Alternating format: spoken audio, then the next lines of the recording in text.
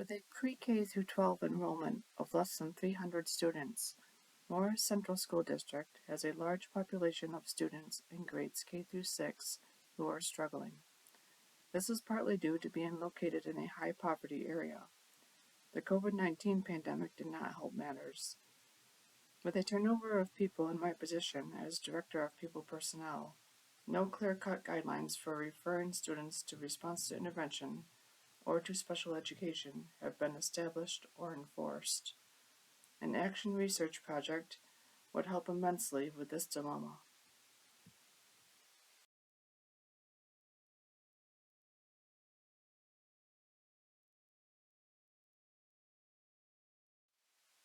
There are 3 goals for this project.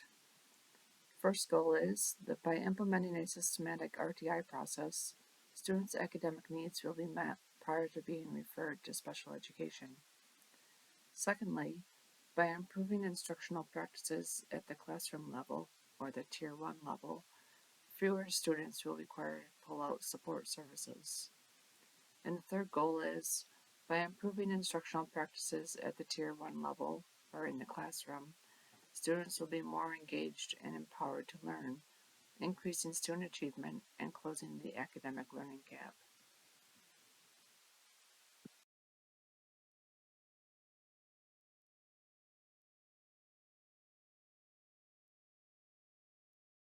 A variety of stakeholders on the ground is necessary to attain various perspectives and learn what may or may not work. For example, we need classroom teachers at both the lower levels in kindergarten through 2nd grade, as well as the upper levels in 3rd grade through 6th grade, to know what may or may not work in the classroom. We also need input from the RTI interventionists, as they are the ones providing support services by pulling the students out and sometimes pushing into the classroom.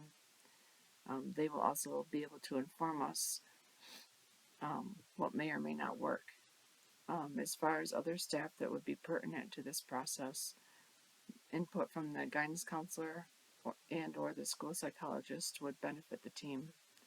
Teaching assistants will also be able to provide a unique perspective, and the speech or occupational therapists would also be able to say what works for them, as the process they use is a little bit different than regular academics. Various leaders are necessary to lead, support, and move change forward.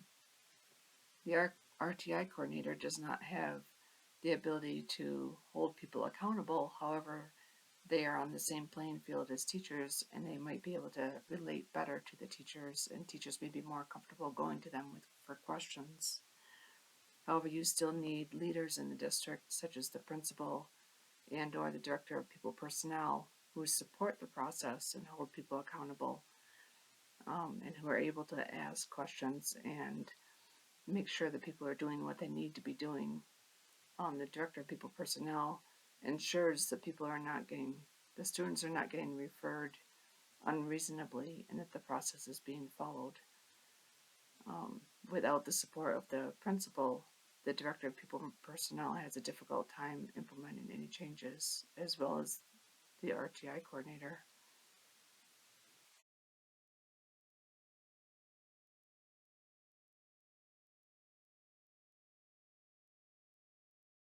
I have discovered that the best way to help teachers and support teachers with the RTI process is through the use of instructional coaches. This district is small and does not have those kind of resources to hire instructional coaches for this purpose. As a rule, teachers' practices are personal and they tend to get in a groove. Therefore, there may be some resistance to changing their instructional practices, particularly veteran teachers who have been teaching the same way for so long. Some teachers may also perceive what they're being asked to do as more work, because not only do they have to provide an intervention to students and find time to do that, but they also have to keep data. What I try to do is I try to tell teachers that you're already doing this. You're already reteaching. You're already providing students with strategies.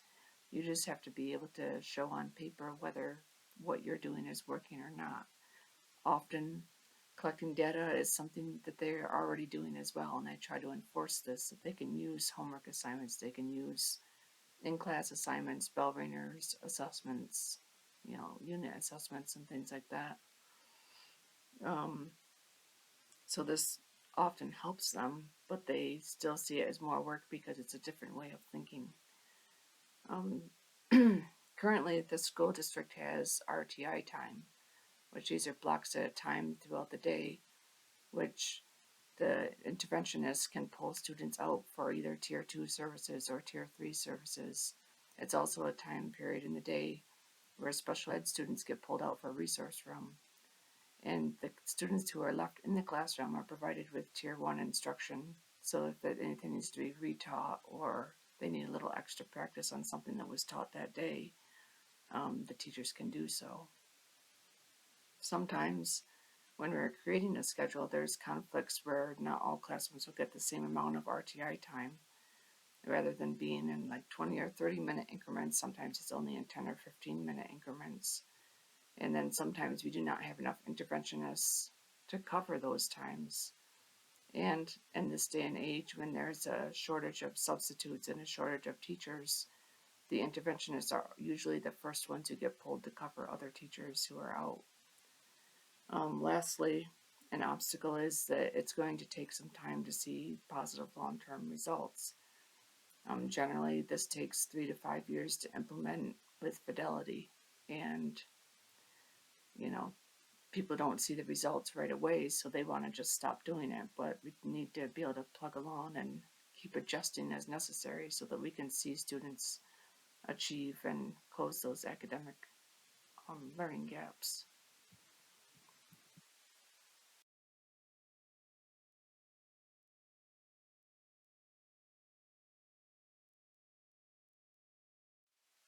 So what I would do is I would put a team together, and using a team approach, we would work together to create an RTI plan for the elementary school. Eventually this would span across the district, but it's always best to start in the elementary school where the needs are greatest and it's easiest to implement. Then we would implement the RTI plan using systematic processes and procedures. And as we go along, we would adjust the plan as necessary, because sometimes what we think might work on paper doesn't always work in real life. And sometimes students' needs are different. So we would adjust as we need to as we go along.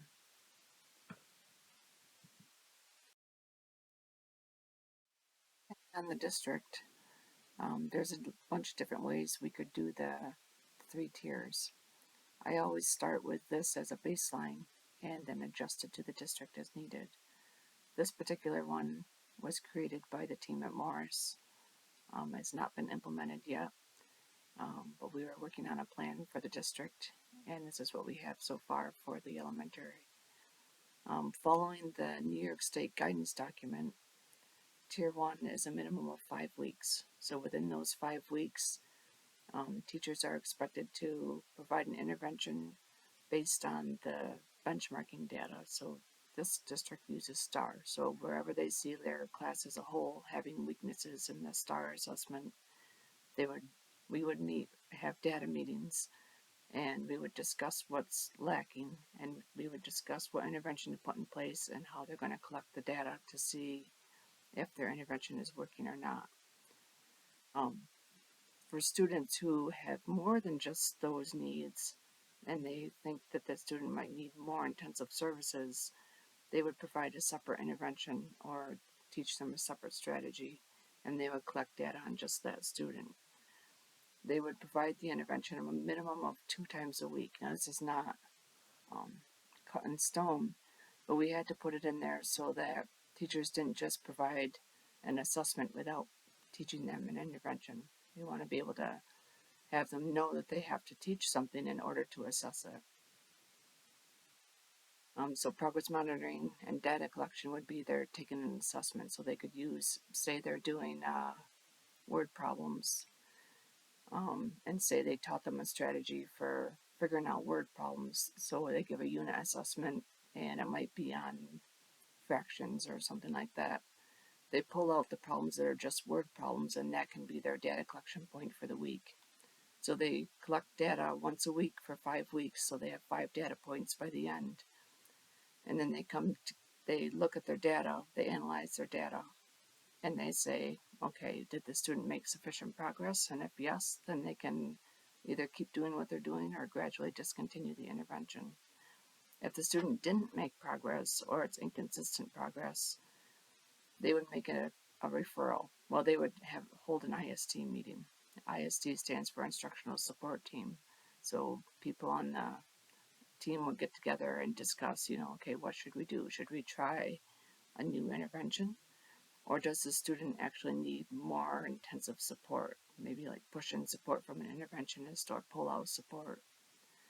If so, then they would fill out a referral form to go to response to intervention tier 2. And then per New York State guidelines, tier 2 is a minimum of 9 weeks up to 30 weeks. This is where the interventionist, or in some districts it's called the AIS provider, Academic Intervention Services Provider, would have small groups of students, anywhere from 3 to 5 students, and they would see these students every other day. So in this district, it's 2 to 3 days a week because they go on a Monday through Friday schedule. And it would be for a minimum of 20 minutes. It could be more. They would collect the data every other week because you want to have at least 4 or 5 days of instruction before you have to collect a data point. So you would have about 4 or 5 data points by the time you get to end of 9 weeks. And then again, you meet as a team. You analyze the data. You say, did the student make progress? If yes, then the student can go back down to tier 1. If not, possibly continue tier 2 and try a different method or teach them a different strategy. Or you may want to refer them to tier 3 if they're really struggling a lot and not getting that. Tier 3 is a minimum of 15 weeks. It could be more. Tier 3 is much more intensive. It happens every day, and it's for a minimum of 30 minutes. And the New York State guidance says it's only supposed to be 1 to 2 students, but that is nearly impossible to schedule. So we say 1 to 3 students, and at least for 30 minutes, maybe more. And then again, you go through the same process. If the student made sufficient progress, then they return to tier 2. If not, generally they continue to tier 3. Last resort would be they get referred to the Committee of Special Education. And other factors have to be taken into account, such as absenteeism, behavior, things like that, in order to make a CSE referral. I try to stress to teachers that this is not a pathway to special education, because you want to be proactive and close those gaps before they're classified as having a disability, unless they actually have a disability.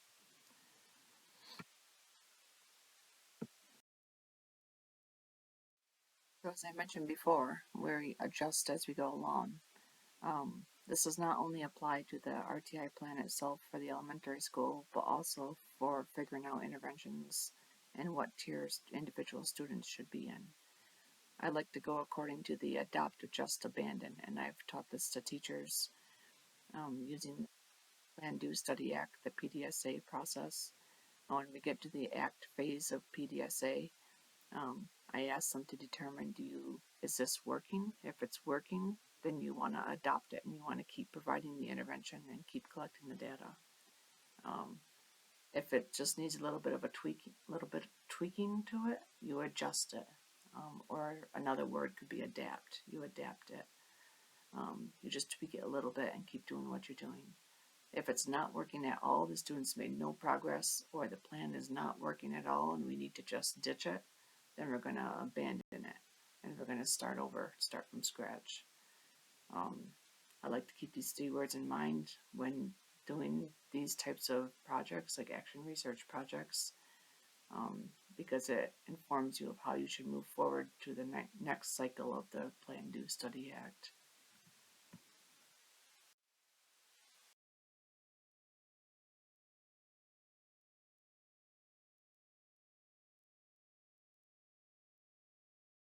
There are a couple different ways to measure the effectiveness of whether the RTI plan is working or not. Want to use concrete data, objective data. So the short-term measures that I would look at would be the STAR benchmark assessments, which are given 3 times a year to all students. they're based on grade level standards, and they're based on various different skills within both reading and math. If these benchmark assessments improve throughout the year, as well as every year after that, then you know that what you're doing is working. This district, their report cards are standards-based report cards, so they have the key standards on there that they want to measure, and they list them according to a 1, 2, 3, 4 scale. So the more 3s and 4s you have, the more you know that kids are meeting grade level standards. As far as long-term measures go, I would look at the number of students who are being referred to more intensive support at the tiers 2 and 3 levels. The fewer students that are being referred, you know that the instruction at the tier 1 level is improving, and thus not as many students need that extra support. I'm also striving to decrease the number of students being referred to the Committee of Special Education. 25% is way too high of a percentage of students to have a disability. And I believe that with the effective implementation of a solid RTI process, that the numbers of special ed students will decrease. And then lastly, although not the most reliable thing to go on, would be the New York State test scores. That is what the state looks at to see if you're in a school in good standing or not. So we kind of have to look at those scores as well. They're also graded on a 1 through 4 scale. So 3s and 4s are meeting or exceeding grade level standards, and so we would strive to get as many 3s and 4s as we can. That's also including decreasing the percentage of students who opt out of the tests. So that is how I would measure to see if it was effective or not.